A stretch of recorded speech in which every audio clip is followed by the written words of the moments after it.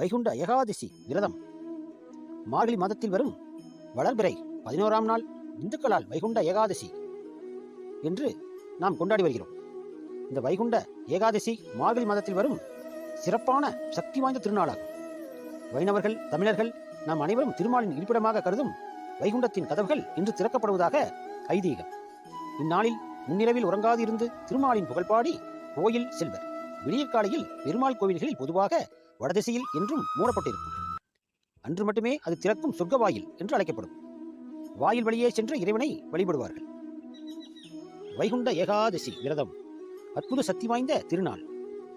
இதன் முக்கியத்துவம் என்னவென்றால், முராசுரனை அரக்கனை மகாவிஷ்ணு அளித்தது. வைகுண்ட வாயில் கதவுகள் இதனால் நமக்கு திறக்கிறது. இதை ஞானயோகத்தில் பார்த்தால், முராசுரன் போன்ற அரக்கன் நம் உடலில் புலன்களாக இருக்கின்றன. கண், காது, செவி, வாய், மனது. இவை ஐந்து புலன்கள். இவை ஐந்தின் மூலமாகத்தான் நமக்கு பாவங்கள் வந்து சேர்கின்றன. அந்த பாவங்கள் தான் முராசுரன் அரக்கன் நமக்கு மேலும் மேலும் துன்பத்தை கொடுக்கின்றது. நாம் அறியாமல் செய்த பாவங்கள், அறிந்து செய்த பாவங்கள், நினைக்கும் செய்யும் பாவங்கள், வாயினால் செய்த பாவங்கள், பிற மனதை புண்படுத்துவது ஆகியவற்றை நாம் அனுபவித்துத்தான் ஆக வேண்டும்.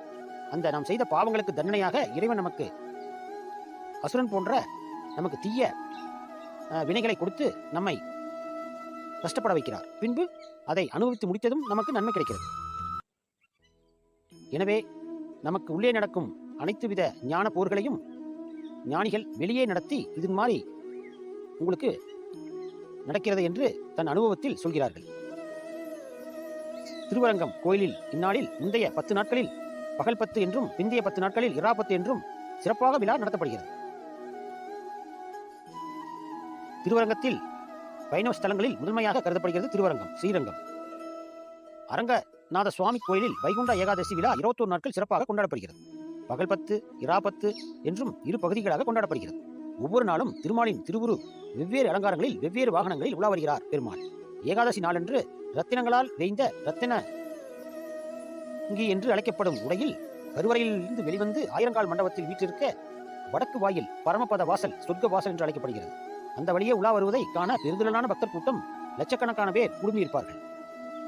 இதே போல ஆந்திர மாநிலத்தின் திருப்பதியில் மலையின் மீது திருமாலின் இத்தகைய விழா கொண்டாடப்படுகிறது. இங்குள்ள சிறப்பு வாயில் வைகுண்ட துவாரம் என்றும் அழைக்கப்படுகிறது. வைகுண்ட ஏகாதசி நாளில் மட்டுமே திறக்கப்படும் இவ்வாயில். இவ்வழியே உள்ளே சென்று